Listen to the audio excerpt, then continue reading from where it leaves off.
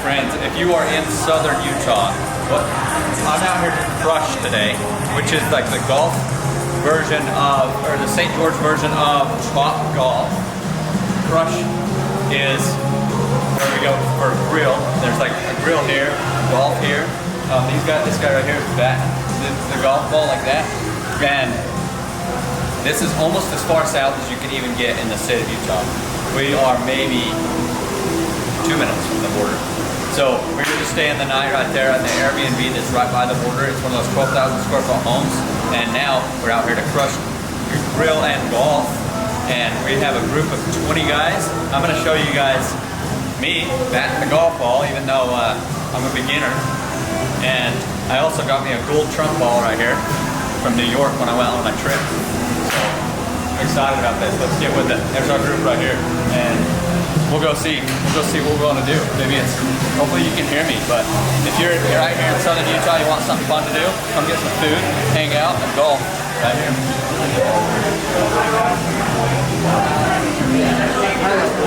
You ready for this?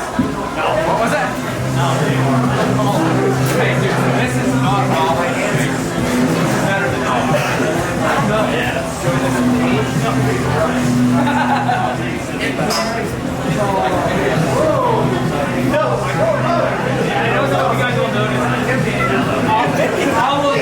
All of my slide decks were like a hodgepodge of slide decks. Like that's why they kept changing design. So that's both of my 10 different decks. That's your better slide.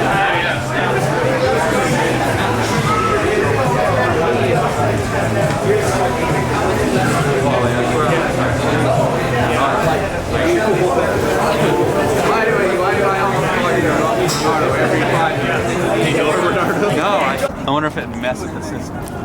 And like, looking back,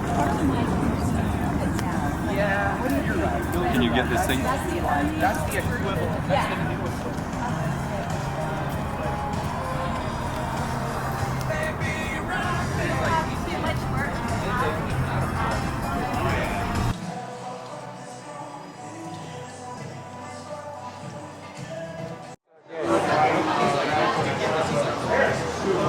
Each player has three shots per round. Distance of each shot is evaluated. The player with the longest drive wins. Load it. Crazy. Yeah, it's crazy. It's like, it's nice until it don't work. I'm gonna go use the restroom.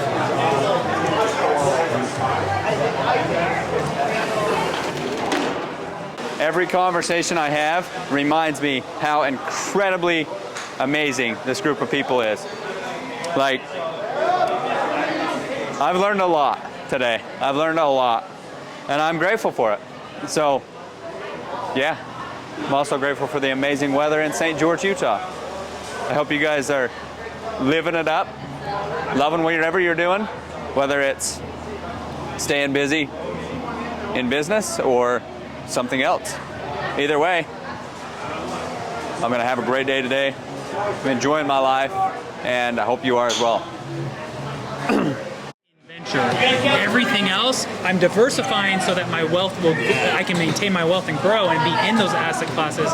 But what I'm doing is I don't actually buy real estate properties. I'll invest in a real estate fund. Yeah, and so a manager is making the decisions of what properties to buy, how to manage them, what to do with them, and then I'm just putting capital in and I'm reaping the reward because I don't know it. I don't want to get in the weeds of it. Yeah, I'm in oil and gas. I'm in stocks. I'm in a bunch of different things, but I don't know anything about oil and gas. You trust an expert in that. I'm in a fund that's called Wasatch Energy Management, and they have literal drills going on in the Uinta Basin right there. They were raising funds, and I said, okay, here you go. Here's my oil and gas deployment for my portfolio. I don't know anything about it. I trust you guys. Go take my money and give me a return. And it's been a great investment. Don't lose it. Yeah, no, it's been great. I mean, oil's not great right now. It's kind of low because of all the stuff going on in Venezuela and everything. But yeah, so interesting. So I don't think I have a hard time like letting someone manage my money. Like, I'm very like. He's a numbers guy. I'm a numbers guy. Like, you know, like type A. even like Raleigh was talking about like running the numbers backwards when he was sitting there at the escape room. Yeah. Dude, I do that all day. I'll be at a restaurant. Dude, they have like 22 people coming in the last hour. The average meal is like $22. It's a like, sickness, bro. Dude, it's bad, dude. You know, I love it, but I hate like it makes me a little bit worried when like right now, like my real estate portfolio, I control. Like I can exit whenever I want. I don't have someone managing it because like I like feeling in control of my money. Yeah. But you know it though too. do know it. Yeah. So like I don't know those things, and so anything I don't know, I try to find smart people around it and say, okay, can you do this? But at the same time, if you feel like you know something and there's opportunity there, it makes sense to go all in or invest in yourself or manage that yourself too. So there's Tony Robbins talks about that in the Holy Grail of Investing, the book. Yeah. He talks about that all the time. He's like, dude, if you're gonna sit there and act like you can become a stock broker or a trusted advisor faster to yourself, then you can just hire it out. He's like, most of his money is actually hired out. Yeah. And he does that same thing that you're talking about. He's like, he diversifies. The only single thing he probably manages his money in is his jet. Yeah. His schedule. That's probably the only thing he manages. Yeah, so I really like stock trading. I really like option trading. I like doing a lot of the public market, just trading stocks. So I do that myself. I did a little bit of option trading. I just viewed it as gambling at some point. So I was like, the stock market is literally the legal casino of America. It is, dude. And it's like you don't feel guilty about it. Like, dang, dude, I just had like a $2,000 swing. Yeah. And then it's like the other way. Options can get scary. But I almost like holding options better than holding the underlying share because there is such a big upswing. There is. So if you think a stock's going to go up, sure, you could buy Walmart stock or Microsoft stock and hopefully get a $10 increase over a month or 2 or 3 or whatever per share. But if you actually think it's going to go up, buy the call option on it, and bam, man, you're making a lot of money. He's a gambler, dude. He's a deal maker. I enjoy the stock market, so I actually don't have maker. any money with managers or wealth managers in stock. I like doing that myself. That's good. Yeah. You understand it though. But I set myself down to like I want to understand this. And What percent of your portfolio is stocks? And crypto. Put them in the same. I have a lot of crypto. Yeah. What percent? Bitcoin and Ethereum. Yeah. Dude, that's my guy. Yeah. No, XRP. Okay, you guys are all crypto people? I liquidated my XRP at like a 280, and I need to buy back in. Okay, here we go, crypto people. Where is it? You got like when you bought in? Yes. Sweet. Are you gonna show us? For real, man. I'll show you. Until your Coinbase just. No. Oh, okay, you got it. Where is it? This is it. December 4th, 2013, $990, my very first Bitcoin. Did you keep it? I've never sold a Bitcoin. Never sold a Bitcoin. No way. I've never sold a Bitcoin. I have a lot of Bitcoin, a lot of. So how did you get into Bitcoin? Oh my gosh, this is all being filmed, guys. There's nothing wrong. We didn't talk about. There's nothing wrong with that. How what got you? Because at 2013 is a pretty early stage, obviously. So again, I'm a technologist. I'm a developer. I got into code really early, literally from the late 90s and on. I was in computers all the time. So.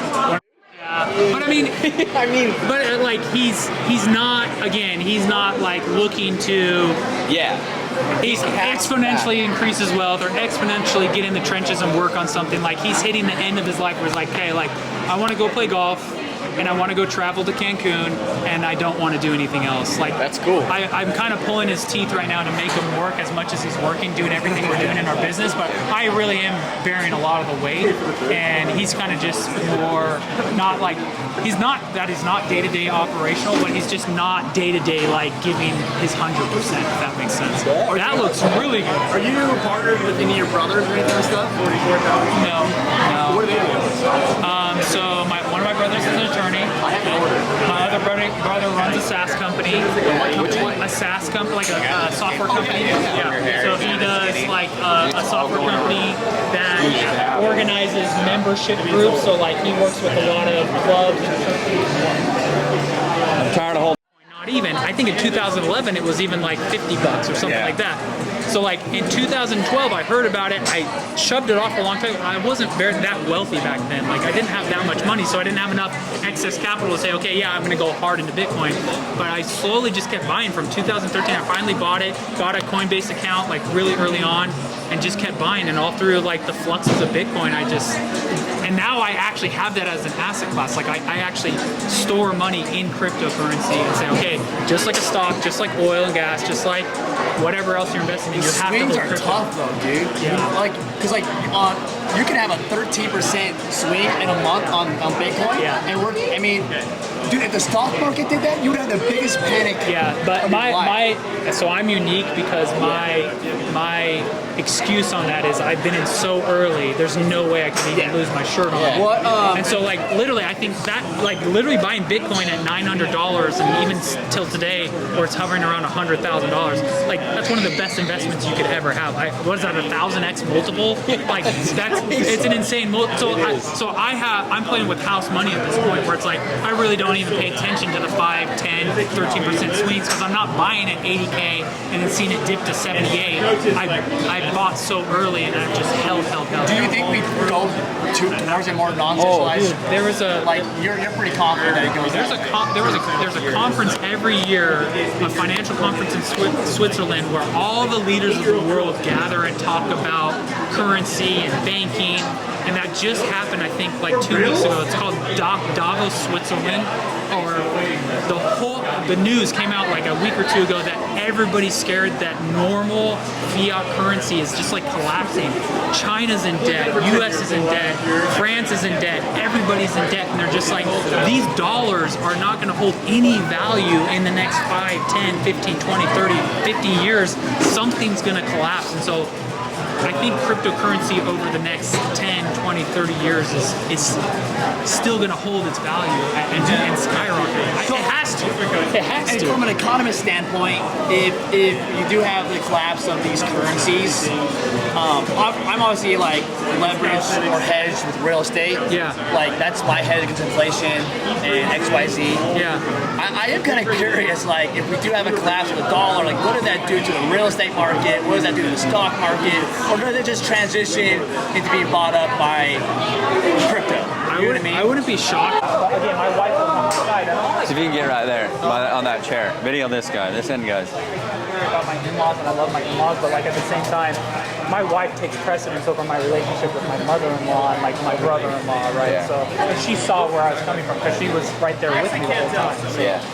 Yeah, and that's like, it's good to hear that, dude, because like I get a little bit nervous. Like, is this journey, like I don't want to get lost in the journey of entrepreneurship.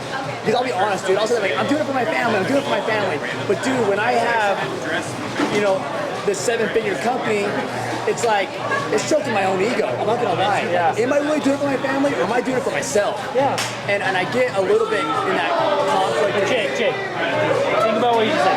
You're doing it for yourself, but like really, are you going to be selfish? Like, I'm not going to provide for my family. I'm not going to provide. Yeah, I'm not gonna run off and see you guys later. It's not like you're going to go buy strippers and go off to Cancun and like never come back I don't to your know, family. dude. You know this guy? No, Well, so I'm just saying, He's not. No. like if you are just him asking these questions, I can tell he's a family man, right? He So is. it's like He's a at the good end of the dad. day, yeah, you're doing it selfishly, but honestly, like I said, everybody's here for money, but that money means unlocking everything else you actually want, which is family, creation, whatever the reasons are. And I truly believe money just magnifies your qualities, right? So if you're a good person, I really believe money is gonna, magnify those good qualities. I think if you're a bad person or have bad, tendencies, tendency, it's gonna It's gonna magnify exacerbate it, yeah. those tendencies or those actions that you're already going down. And so, at the end of the day, like it's good to hear like just even the personal side of your journey because like I don't want to get lost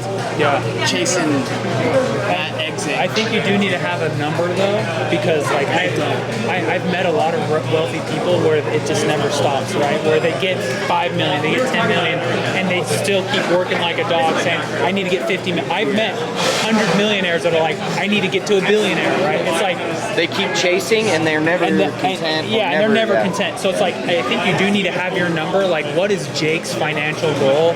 What is Kyle's financial goal? Like, where are you wanting to be at, and what's enough to say, okay, I can now focus on other things that are important to me. But getting that stepping stone of financial independency, it will unlock that ultimate goal, right? So it's like, That's good advice. I think everybody's goal should be like a $5 million payout, because I feel like you can live the rest of your life very comfortably with $5 million. Investing it right, doing it right. That's what I originally started with, but now it's like 10. Yeah, and then it's like, no, and things are getting more expensive. Maybe it is 10 now. Because 5 seems so attainable right now for me. Yeah, yeah. Like 5 is like a stretch. Then good. Then move it up. So it's like, but then there I am moving it up. You know what I mean? Like, yeah. and if I went and told Stu, like, hey, dude, my goal is to double revenue, he'd be like, dude, why don't you quadruple? You know, like, so like, I get it. It's like it's just chasing this dream, dude. It's like, at what point, like, because I love it, dude. I love that I don't have to tell someone, hey, dude, can I take a lunch at 12 o'clock today? Yeah, that sucks. That sucks.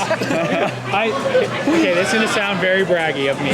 Okay, again, and I hate coming off this way, but I made my money from 3 exits that I have entrepreneurially. I've made even more money and more exit through investment and mentoring and advising, right? So I remember when it was enough for me. I got a payout like 2 years ago from a company that sold that I had invested in. No joke. I got wired $2.3 million into a bank account, and I didn't even pay attention to it. I was like, it's not even a life-changing thing. It wasn't a big deal for me because that had happened a lot before. And I said, okay, if I'm not even paying attention, wondering when $2 million is going to be wired, when it's actually going to hit, refreshing my bank account, that's a big sign of like, okay, I don't need to keep pushing that hard. Yeah. Now I'll do it passively. I'm going to work hard, and I'm going to mentor and help and create this whole ecosystem that I'm trying to create. But as far as like grinding and sacrificing other things, I'm done with that. Yeah. I'm done with that in my life. I'm not going to be grinding anymore. So I think if you ever get to a point where you're not itching or grinding or caring about what you're achieving, you've hit that limit. So if $5 million, you get that and you're like, oh man, I can't wait to make my 10, I think keep going. But like, if you're at 15 and you're like getting $1 million payout somewhere and you're just like, oh, I have 15, I really don't need $1 million. Yeah, that's a clear sign of like, You gotta know. it doesn't matter to you anymore. So I hit that like 2 years No, ago. that helps me, dude, because I really struggle a lot. Like, what does that exit look like for me? Yeah. And when is enough enough? It's like, I remember having the conversation with my wife, and I was like, oh yeah, I got wired like $2.3 million today. She's like, what? I'm like, yeah, I totally forgot about it. Like, I literally just went into my bank account like 2 days later, and I got wired it, and I totally forgot about it. She's like, that's crazy. I'm like, that is pretty crazy. I'm like, that's bad. That's crazy. No, it's cool, man. That's so cool. That's insane. So again, I think you're, even you just thinking about this, you're on the right path. Like, I don't think you guys are going to mess anything up, but I do see money really ruin relationships, especially husband and wife relationships. That's what gets tarnished first. Because I don't let my wife be part of any business stuff. my wife was never part of the business stuff, but she My was wife's very not. tolerant of all the business. Yeah, same. Like, she was a great entrepreneurial wife. Like, Dude, same. I think my wife would trade, like, let's say I exit out at 10 million. I think my wife would trade a $10 million exit over a $15 million exit if I had more time with family. You know what I mean? Like, she would have viewed family time over that extra 5-10 million exit. You know? And so, like, part of me is like, I gotta go home and have these conversations with her. Yeah. Be like, hey, what's what's your plan? Yeah, plan it with your wife. Like, what's our next 5 years? What's our 10 years? What do you want to see? Yeah, do Me it. and Shayla did that, right? Like, I was like, hey, what do you need? Like, what do you know, like, what's your needs? Because I don't really ever, like, we're always like, this is what I need, right? I was like, what do you need? And she's like, I got everything I want. Yeah. Like, she could honestly, like, I could not make another, like, I could make what I'm making right now for the rest of my life. My wife would not, like, she is just extremely content in where she's at, which I love that. Yeah.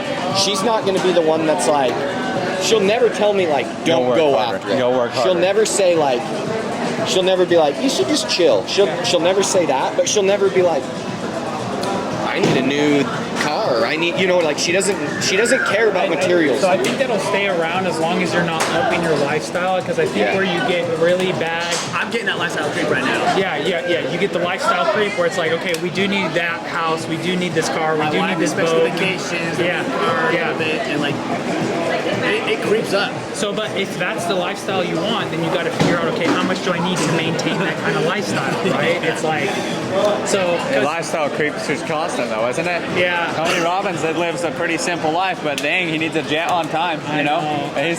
Like we just built our really nice home 2 years ago. I went and built a really nice forever custom home, and that definitely raised our lifestyle. Like I went from like a 5,000 square foot home to like almost a 10,000 square foot home. Now it's furniture, it's windows, blinds. So it's like I think that was my cap, where it's like, okay, I can, and I have enough financial freedom to say, okay, I can maintain this until like death, right? Yeah. If I just have simple investments and have my money, like I don't need to do anything else. So it's like, but if I were to say, okay, I do want the jet, I do want the vacation homes, I need to hit the next level of wealth. But then you're back in the grind and you're chasing, right? Yeah, and then I'm chasing again. So it's like, I think there is a moment where you're like, okay, enough's enough. I'm fine. I gotta stop. But if everybody's limit on that is different, is what I'm trying to say. Okay. So you just gotta find your limit. Last question for me. I don't want to. So, where did you find your happiness? Where did it get exponentially greater, like financially wise? So, like, was there a point where you were like, I'm not getting any happier? What was that dollar amount? What was the dollar? And you don't have to like go into specifics, or you could even just say like, well, like, you know. I don't know, like 10 to 15 million was probably like that. Like because I'm not a guy that's buying all the toys or buying a boat, or I don't have all the extra things. I just wanted a nice house so I can raise my family, and I can build a house where all of my kids want to bring their friends and be the cool house. We have the same. So I built a pool, I built a sports court, I built a fire pit, I built a trampoline, I have a sick yard, I have a big house, they all have their awesome rooms, I created an awesome basement. Great place to gather together. Yeah. And now that was your dream. Now my house is the gathering house for all the family activities. Every Christmas, every Thanksgiving is where we do it at my house, because we have the space and the awesome house to do it.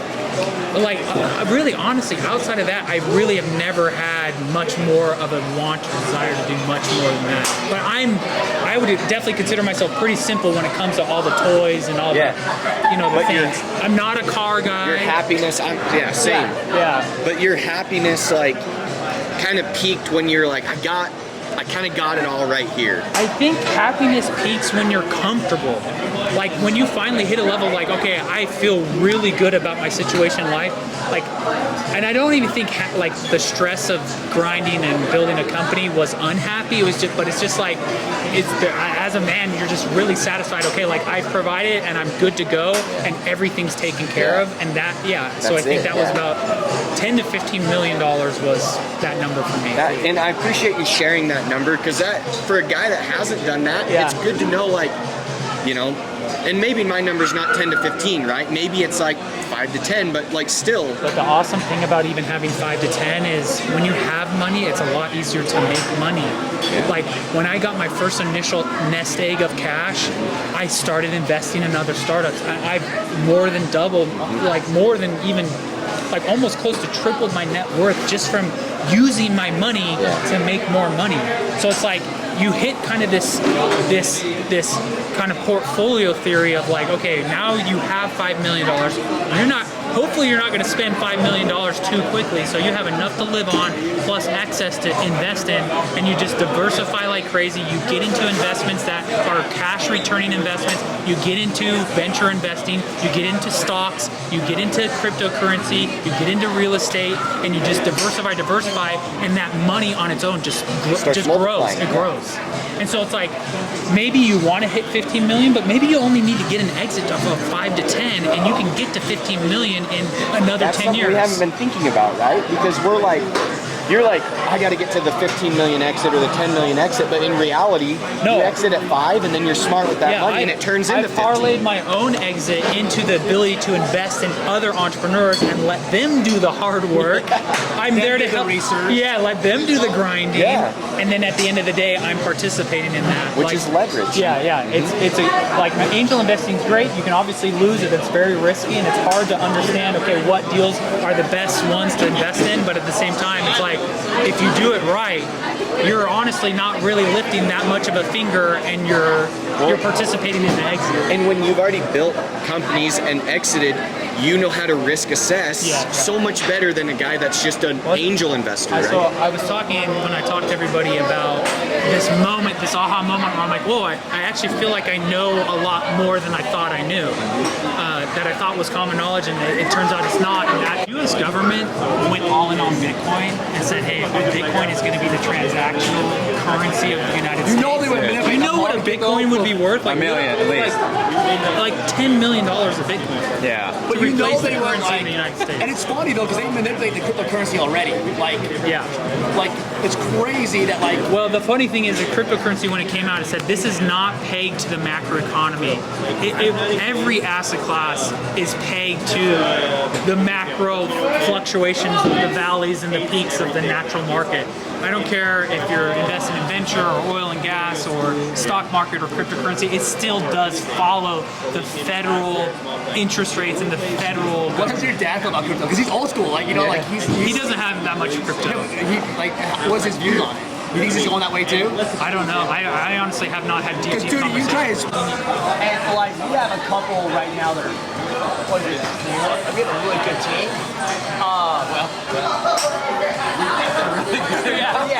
They're really good. You might go talk to them and be like, what are you talking about? No, I mean, seriously, in all my companies I've ever built, I have like a core group of people that I like literally could tell, okay, these are my people, and you have to find those people because as your responsibilities grow, your job as an owner operator, because you guys keep talking about working in the business rather than on the business, or was it on you? Not even somebody else. Yeah. So what you need to do, your job as an owner founder is to figure out all the systems in your business, right? And then you find the people that can take over those systems, and then that they will do a job like what you want to be done, right? Very like-minded to you. But that's it. Where you get in trouble is if I have a like let's say I'm an owner of a pest control company and I'm literally the one out there spraying, so I don't have time to do marketing, I don't have time to do sales, I don't have whatever. So it's like I'm just going to hire out this guy who's going to come and do marketing for me. I'm just going to hire out this guy that's going to come in and do sales for me. You get in trouble because you say, this guy will fix my problem. But the chances of a guy coming in and actually fixing the problem, the task at hand, is very slim to none. Because he's just collecting a salary. He actually doesn't give two craps about what's going on.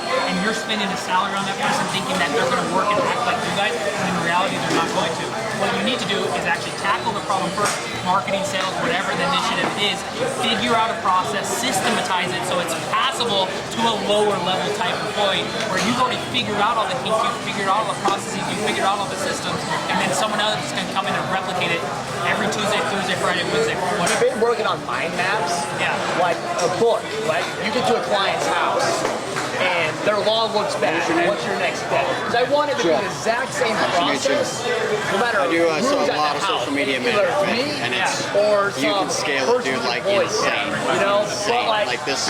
definitely We already last. hired, just hired 4 guys right now, full time. the system I'm working on right now is we don't have a system 10 to 20 grand for up front following for up 3 on months, your and we just do 10 like our to software will send late reminders. So we're just doing another 100,000 But what's the system and then for my we do it every 3 secretary? months. So it's constantly reoccurring. It's insane. And so now I have, X amount in uncollected debt because and it's low. Like right now, like it's not bad yet.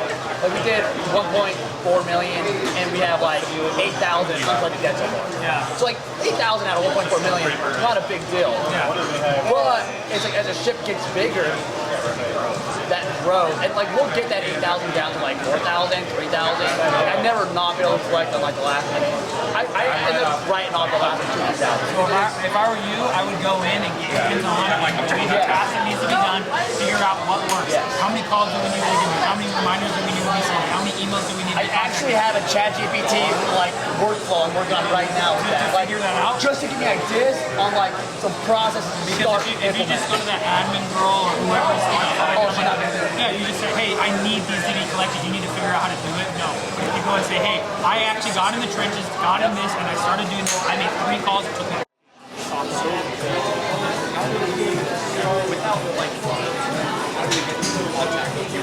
Take my phone number, take my email, take my Instagram.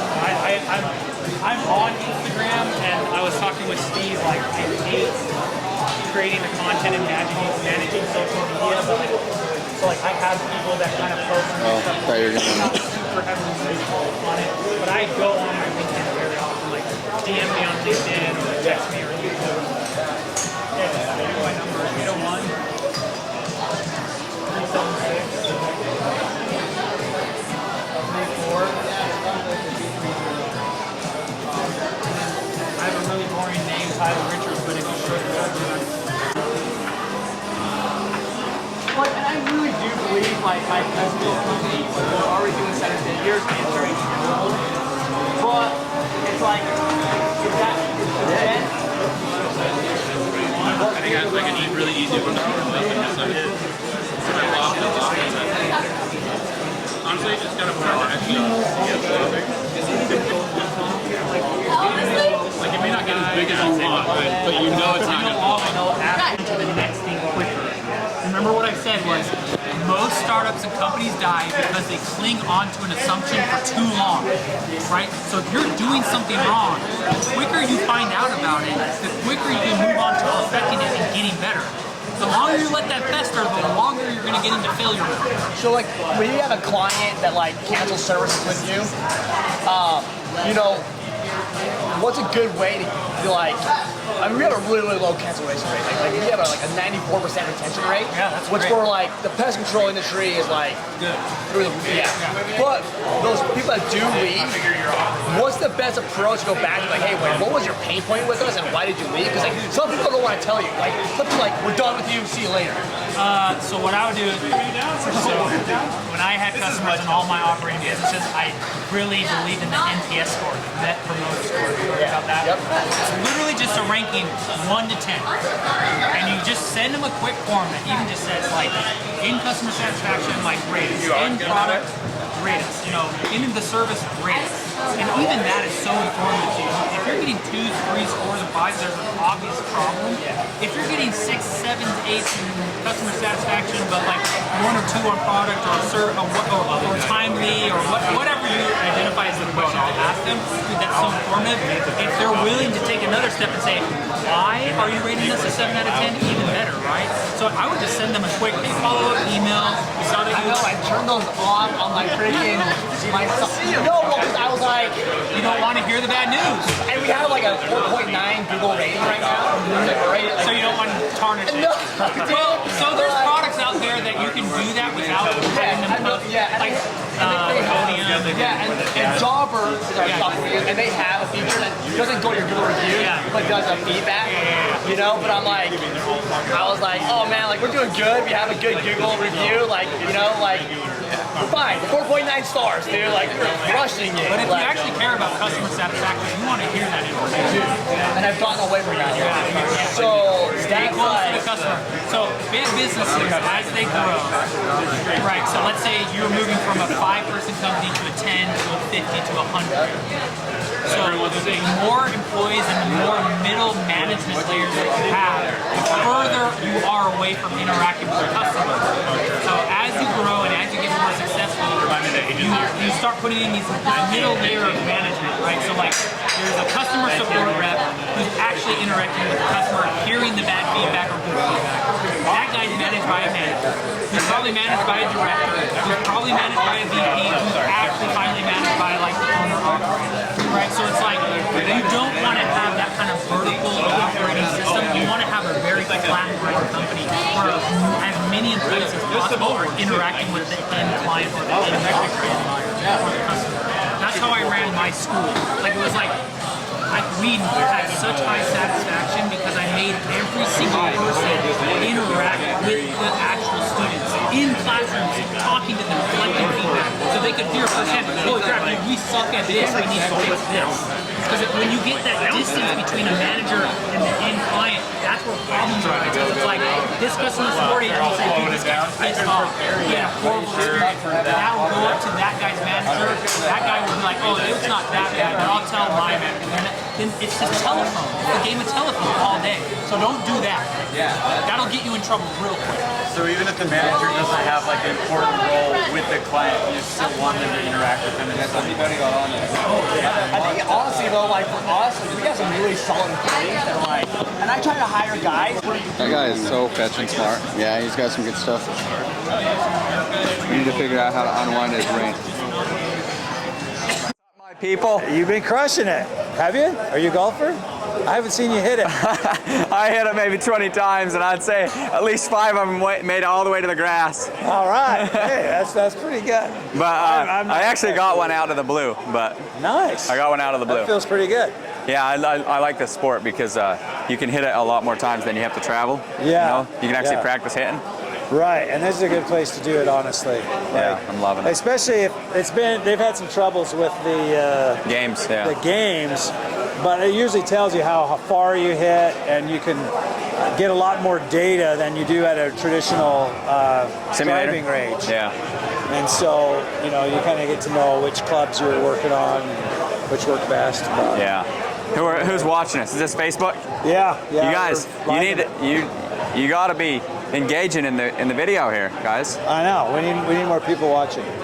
I'm not as interesting enough yet. I got to get cool people on here that they. I just don't think that they know you yet. I guess so. I think they'll, once they realize who you are, then they'll be like, dude, they'll be refreshing your page, like, Yeah. who's this, you know? I would love that. I think they come on Saturdays because, you know, the Saturday swap meets. They're like, we've got to Here see in what's St. George, going right? on. Yeah. So I do get some people watching Saturdays, Yeah. see what's going on. I mean, there are people too watching us. There they I are. should, Yeah. They chimed in. I've had a couple of people jump on and off. This has been a really awesome entrepreneur workshop. It's a retreat. It's a 3-day retreat here with Stu Draper and a bunch of people he brought in. And Yeah. Yep. And I'm going to have you introduce yourself instead of me use your name. Yeah. So just use your first name and then Saturday Swap Meet guy, and because they're going to remember you like that. Yeah. So,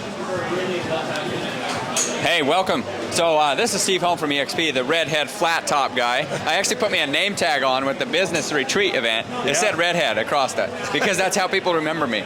So can you tell us a little bit about what you're doing here? Yeah, it's Joe with Saturday Swap Meets. I lived here in St. George the last 12 years, and I was like, why don't we have a swap meet here? And there's a bunch of farmers markets, but nobody could say that we're doing a swap meet. And I grew up in northern Utah, and it was like, we got to go do a swap meet here. It's a totally different vibe. You get a lot more like cool, eclectic treasures out there, guys with tools and yard sale stuff and guns and, you know, all kinds of stuff. And we just started in January, and it's taken off. How often do you do one? Every Saturday. Saturday swap meets. Every single Saturday. Where's it at? At the county fairgrounds. So it's on the way to Hurricane. It's just 3 miles off of the freeway, like right by the DMV. Yeah, Washington County. I did a caster up there. You guys know it, over there by the DMV. Tell me a little bit why you spent so very much money to buy a ticket for Startup with Stu. Because this is a startup. This Saturday Swap Meets is a startup, and it's first of all, I had more organic interest in this business than any other. And I was like, I'm really onto something here. I got to make sure I associate with the right kind of people who have done what I want to do and take a business huge. And so I'm trying to collaborate with, you know, guys who know what they're doing. Yeah, that's why I'm here too. I can't justify my full ticket price yet because the event's not over, but I have learned a lot, have absolutely loved connecting with people like Joe and the host of the event and the millionaires that he brought with him. One of these guys exited the company, $22 million sellout in 2016. So, like, and one thing I learned, like Joe was talking before we recorded, these guys are normal guys. He was driving a BMW car that's $12,000, and bro's got money, okay? He's the crypto, we got into discussion on crypto, and I already showed these guys, but I'm telling you what, he bought some crypto in 13 for, you know, It's 3 digits, you know? Yeah. That's it. So there's some Bitcoin, right? Yeah. I'm obviously super young. I couldn't even buy it back then, but now I buy it, and I think it's going to go up. But anyway, back to the event. We went on a hike this morning in Leeds over by the I-15. Yeah, Red Cliffs Recreation Area. Yeah. Awesome. I forgot what his name. Super iconic Southern Utah hike.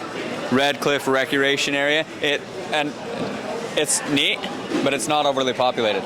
It's $5 a vehicle. You know, you pull up, you park, you go for a 1 hour hike, and you're back. There's water on the trail, so you don't run out of, like, you can't dehydrate yourself. Although you could probably freeze yourself, so be careful on that one. But Did you hear I was crazy enough? I jumped in this morning.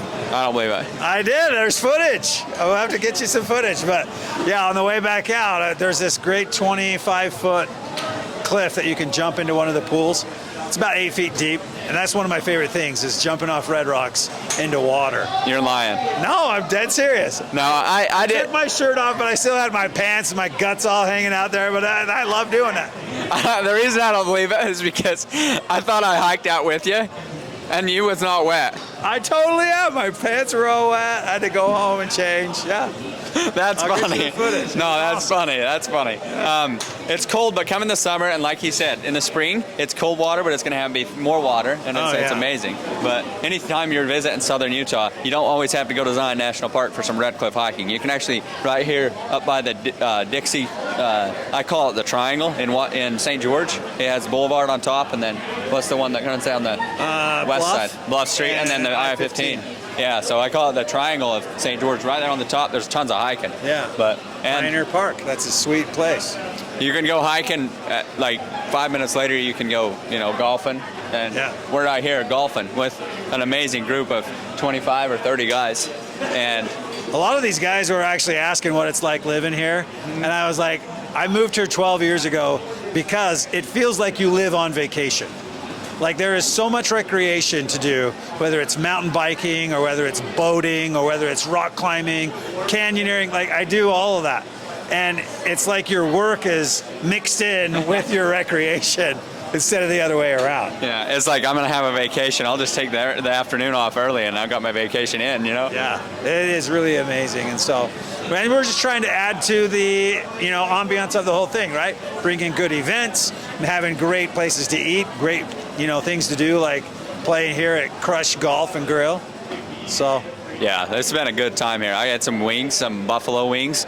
If you're coming to St. George and you want to golf, instead of golfing out there where the wind affects you and where the cold weather during the winter, and also super, super hot in the summer, what kind of heat you seeing last week? What was the high you saw?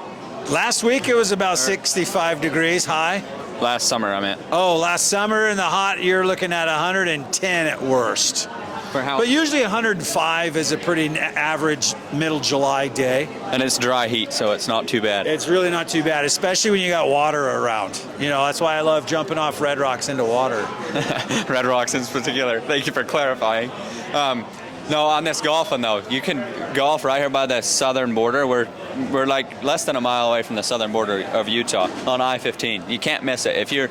Once you pass through into Arizona, you can see the big net and come over here and bat a golf ball and eat some food. I think the food is the part that makes it worth coming here. And like I said, the buffalo wings, amazing. The chicken quesadilla, amazing. The group of people here, that really is amazing. I think the activity also, this is unique in the sense, it's kind of like bowling environment, but you're playing golf or you're at a golf driving range. Because I don't know about you, but like the first time, if you're a new golfer, you're super uncomfortable and unconfident, and you don't want to look like an idiot stepping onto the course, and understandably. But so you come to a place like this where there's no pressure, you can get used to the clubs, you can get used to hitting, you can get a little bit more confident in your consistency, and then go try playing a course. So this is like the perfect launching point for somebody wanting to get into golf. Yeah, I'm loving it too.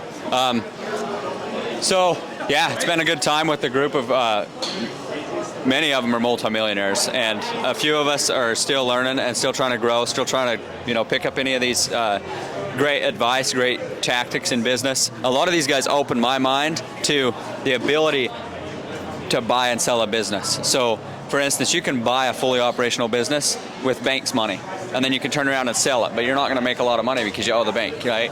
I learned a lot of that kind of stuff from these guys, and these guys do it all the time. They call it like buying up startups and growing them bigger, you know, and a couple of these guys are doing it. But I've had a great day today. We did some hiking. We did a lot of networking in the home, and I did other videos on that, so check out the short forms. But yeah, it's been a good time, and I want you guys to have an amazing night tonight. Thank you for watching. Thanks for all you guys do, and keep making Southern Utah the best place there is. Thanks, Steve.